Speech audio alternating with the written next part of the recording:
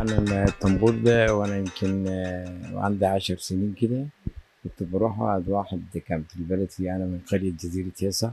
بصراحة كنت بقول له يعني بيتعزف ازاي، وكنت دايما أبص عليه وهو بيعمل ازاي، وهو الراجل كان بيعلمني بصراحة يعني. فشوية شوية اتعلمت العزف، وما زال يعني ما سبتوش. الطنبور ده عندي أهم حاجة دلوقتي يعني بصراحة. يعني حتى وصلت لدرجة كنت أهرب من المدرسة كمان، يعني حتى أنا مع الشهادة ولا بصراحة ما دخلتش مدارس أنا. ده عبارة عن ده جلد جمل. جلد جمل، بس أنا بديله البوهية وبخليه بالشكل ده يعني. جلد الجمل الميزة بتاعه يعني أنا لو خليت قدام تكييف كده ما بيرخيش ده. لو خليت في الشمس أنا لا يشد ولا يرخي. هيبقى بنفس الوضع اللي هو الوضع اللي نشف فيه في البدايه. طبعا انا بخليه في حته في دله في شمس نشف خلاص. نشف وراح منه الميه بتاعه، خلاص بيبقى في الوضع دي على طول. حطيته في تكييف في شمس زي بالطريقه دي. وده سلك واير بتاع الفرامل بتاع الموتوسيكلات والتكاتك. سلك معدني. سلك معدن. القماش ده لازم يكون قطن.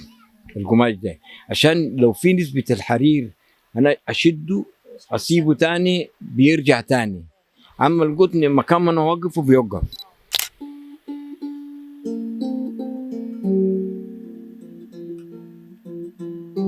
إندوتا ده بقى إيه، ما بيرجعش. السلك ده أنا عايزه بالطريقة دي، وده أنا عايزه بالطريقة دي، ما بيرجعش. أما لو في نسبة حرير بقى بيرجع تاني. مع ما انا وبعزف ممكن بيرجع بيغير السلك حته واحده. ده لازم يكون قطن ده عشان كده.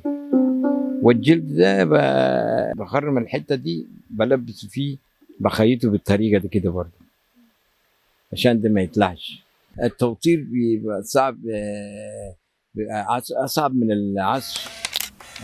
انا طبعا بالنسبه للمغزى عشان انا ما بعرفش اقرا واكتب دلوقتي في برنامج مش عارف بيقول عليه كده.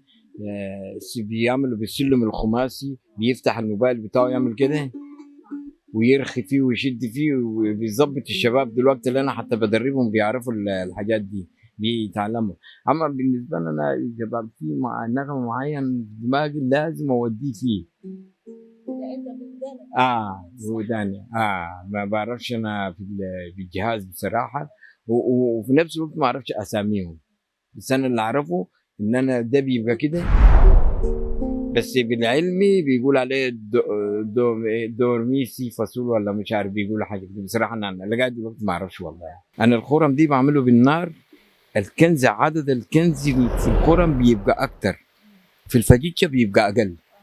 الخرم نفسه كل ما اديله يعني خرمه قليل هنا بيديني صاون اكتر. في الكنز عكس بقى.